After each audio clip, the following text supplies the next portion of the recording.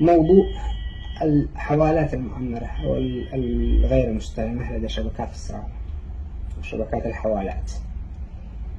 في قرار من البنك المركزي لشبكات الحوالات بعدم صرف أي حوالات أخرت أكثر من شهر ولم يستلمها أهلها، يعني أصحابها لم يستلموها، وإيداعها في البنك في حساب مخصص لهذه الحوالات، بمعنى يأخذوها هم.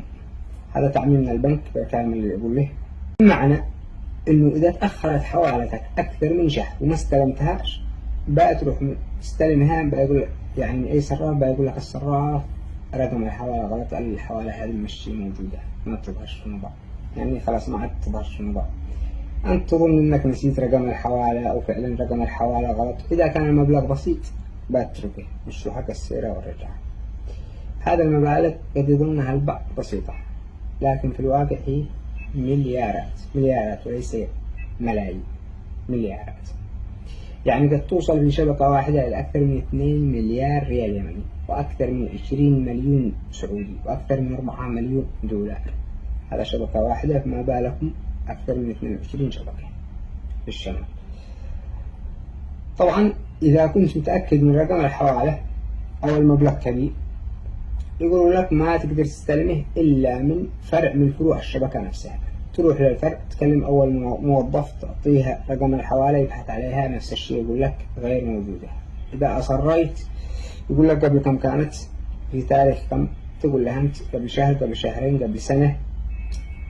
هنا يروح يبحث عنها ويكتب التاريخ، يحدد عن الفترة طويلة، وبعد تطلع. إذا المبلغ بسيط بيصرفه لك، أما إذا المبلغ كبير يقول لك تواصل مع الإدارة، تعال بكرة، تعال. المهم ما بيسلموا لك المبلغ إلا وقد طلعت روحك.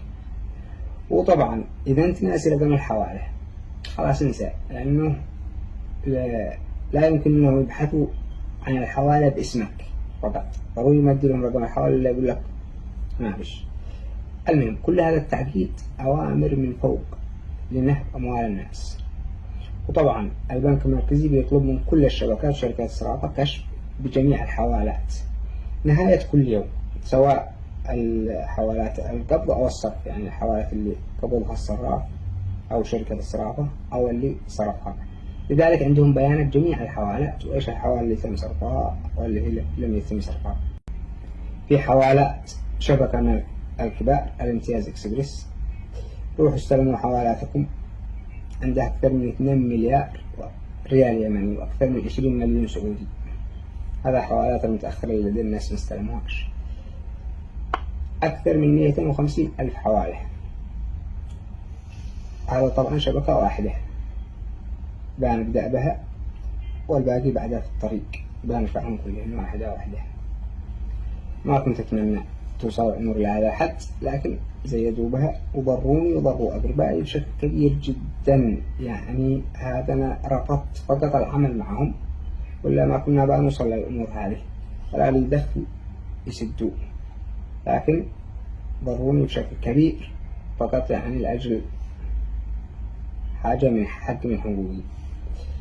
هذه حوالات حق ناس، اصرفوها، وبعد إذا اشتوا نوصل لحل وقفوا العنبطة وخرجوا المعتقلي ورجعوا ما نهبتوه. وبعد ما نتفاهم، أنتوا عارفين كويس أي شيء أنا قادر أسوي، لا تضطروني للوصول لمرحلة أعمق.